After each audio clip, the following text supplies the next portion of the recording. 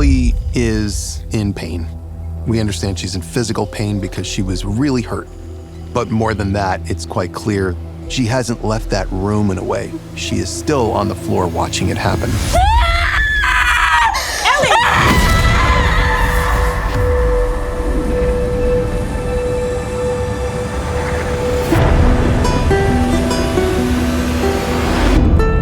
I love episode 3.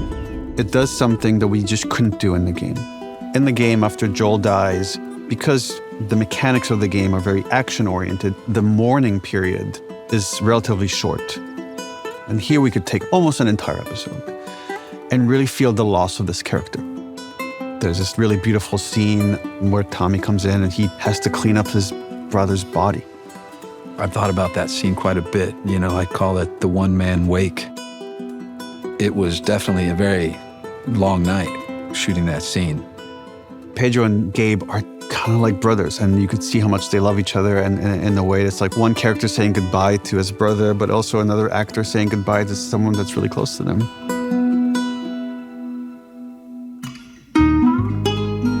There aren't many shows where you would build an entire house for a character who's just died. Because normally that would be one of the hero sets and it'd be filmed relentlessly.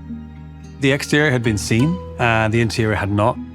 And we needed it because Ellie has to make a very moving, emotional journey through that house to kind of do her grieving in private. Ellie's headspace at the beginning of episode 3 is dark. It's like the stages of grief, right? I think she's so broken and numb and then becomes incredibly angry. Shooting the scenes in Joel's house were sad, really sad. There was a couple of takes where I really cried into his jacket. I was operating that shot and I was crying with her because it was so strong. Uncomfortably close was one of my constant words. Being uncomfortably close to people so that their pain is so much more powerful. So the entire town of Jackson suffered. I have a problem sometimes in television shows where a character we care about loses someone in a battle where a lot of people lose people, and those people matter too. Part of the point of the story is the rebuild, and they're beginning that process. You know, rebuild, restructure, do it stronger, do it better. I think losing Joel, it triggers a lot of emotions among the community. It's one thing to be barricaded and protected, but then when one of your own gets killed by an outsider, it strikes a nerve. And that is an impetus for some great changes going forward. We are recovering as a community. We have to move forward. And there's a town hall meeting, which is something that Neil and I thought would be an interesting addition to the way the plot unfolds in the game, to give everyone a chance to comment on how this ought to go. And there are two very particular points of view that are articulated here. One is the forgive and forget, and the other comes from a very unexpected person, Seth. They came into our house. They took one of ours. We saw him be a bigot towards Ellie and Dina on episode 1. And here he is the one that is standing up to help Ellie. And you might not think that would be the case, but people are complicated. And a guy that's bigoted in one moment could still love Ellie and has still loved Joel and knows what happened to Joel was wrong.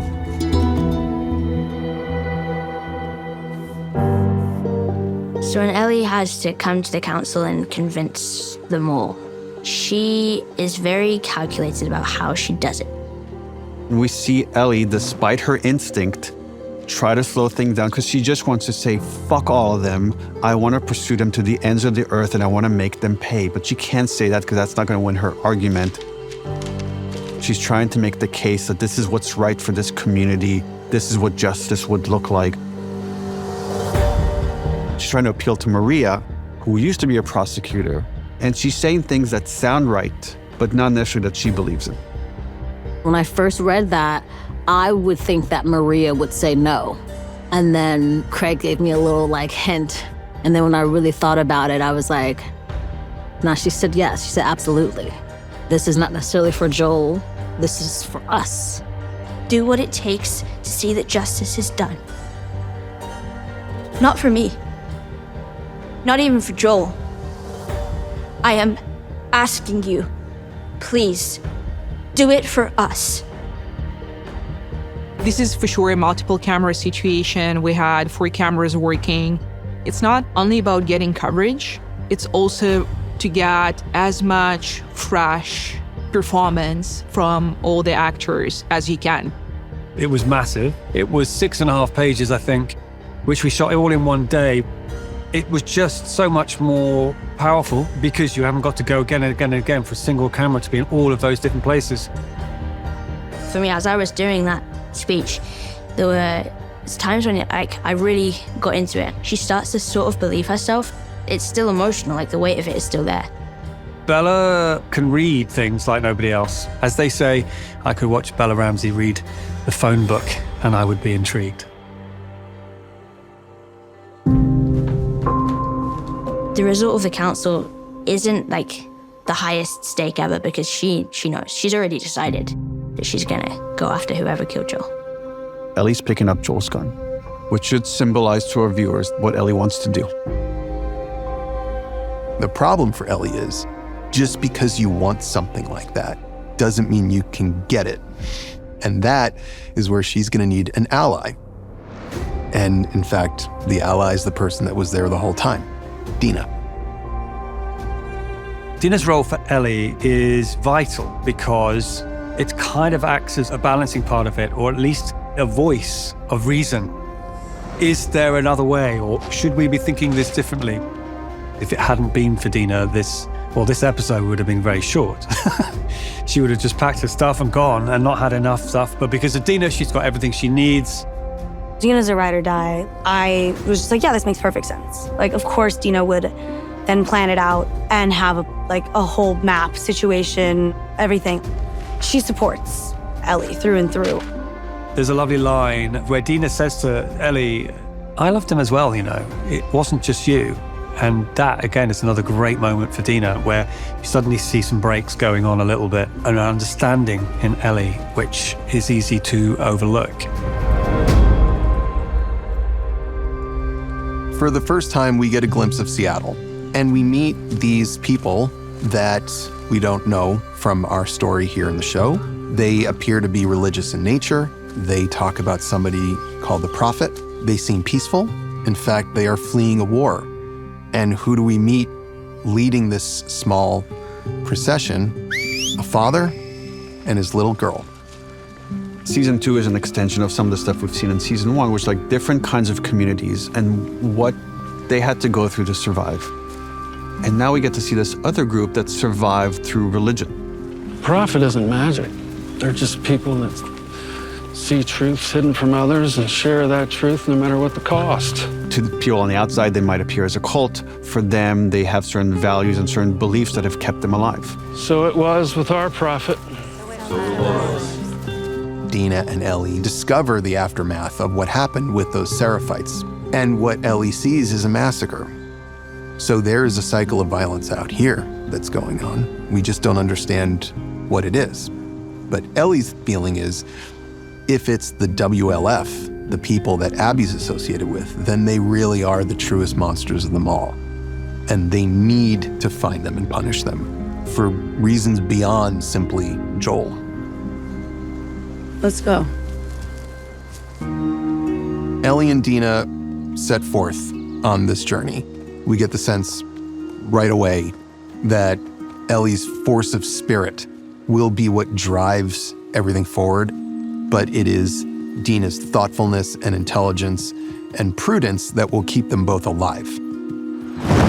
Here also on their path is a sense that their friendship is maybe more than friendship. Ellie's trying to figure it out. On the one hand, Dina sort of says it's not, and on the other hand, kind of says maybe it is. Hard to tell. You've kissed girls before.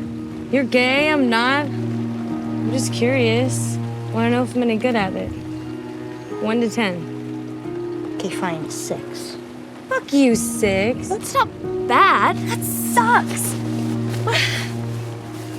record, I don't believe you. Isabella and Bella were together a lot, and we were really just seeing the beginning of that. But there's a lot of scenes where we're just finding our way. They are finding their way. But the two of them now are our pair. We are a show where two people a lot of times are alone, getting from one place to another, and now our two people are Dina and Ellie. And on the way, one of my favorite scenes in the show is where they stop to just look at Joel's grave. Characters grieve him, but I wanted us to be able to grieve him too, to almost let myself go to a funeral for a moment, before allowing these characters to then progress to their final destination. I think when Ellie loses Joel, she really becomes him, steps into his shoes. He was her hero and her role model, despite everything. It's basically like the equivalent of losing a father. It's losing the only person she ever had, the closest thing to family that she ever knew. It's like losing her entire world. And so in that, I think she becomes him. It's lovely little things like Ellie puts the gun across her arms like Joel used to do, and having her at the front of the horse, not at the back. All these little visual things that you're like, wow, just seeing it and seeing this new way of the show being alive. This is us taking on a new journey. She's so focused, but the world is getting bigger and bigger and bigger and bigger. The whole show, it's about why we survive. Not just that we survive, but why we're doing it. What are we doing it for? Who are we doing it for? And at last they arrive in Seattle. It's oddly peaceful and oddly beautiful. So maybe this will be easy.